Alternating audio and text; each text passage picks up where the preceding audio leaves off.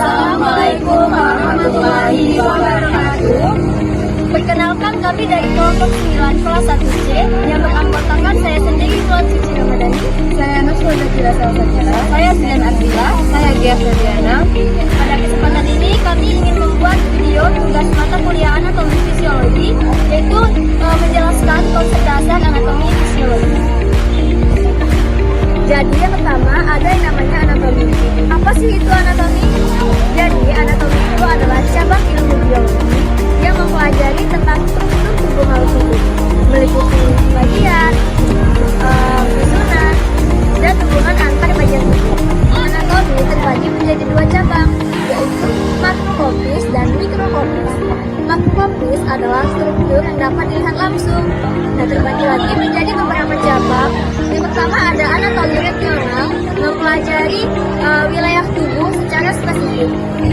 Yang kedua ada anatomi sistematik, yaitu ilmu yang mempelajari organ secara satu persatu, dan anatomi permukaan yang mempelajari bentuk luar tubuh dan hubungannya dengan struktur yang lebih dalam.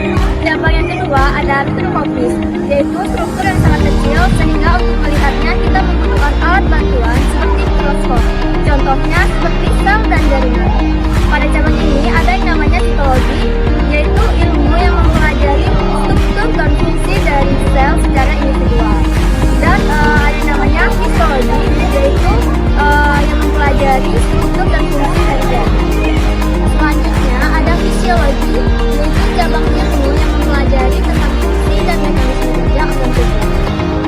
Berdasarkan organisme yang dipelajari, fisiologi terbagi menjadi tiga.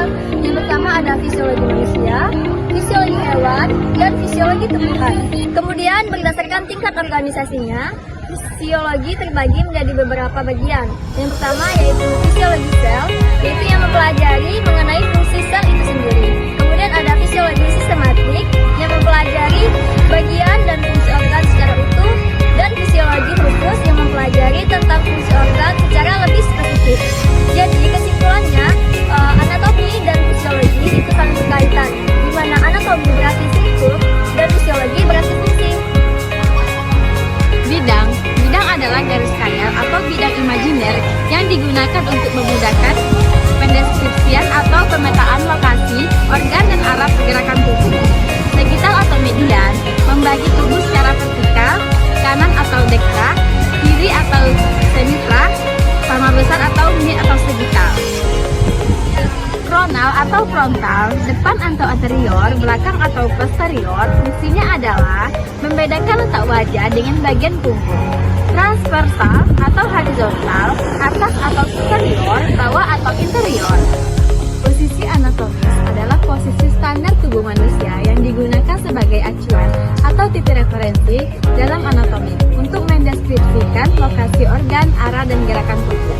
Tubuh tegak atau berdiri tegak, lurus dengan kepala dan leher tegak. Pandangan ke depan, lengan di samping, tempat tangan terletak ke depan. Kaki lurus dan sejajar. Dalam pemeriksaan medis terdapat istilah supinasi atau berbaring telentang, wajah dan tangan menghadap ke atas. Pronasi berbaring terlengkup, reterasi berbaring menyatu. Rongga merupakan ruang kosong yang berfungsi melindungi, menopang, dan memisahkan organ-organ vital dan internal. Dorsal atau belakang terletak di belakang tubuh, melindungi sistem saraf pusat.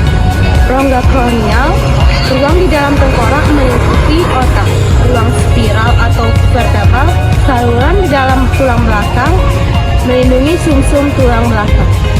Sentral depan dibagi menjadi otot diafragma menjadi dua, yaitu ruang toraks atau dada, melindungi jantung dan paru-paru, pleura dan perikardial. Ruang abdomen pelvis, ruang abdomen berisi organ pencernaan, ruang pelvis berisi tentang kantung kemih dan organ reproduksi.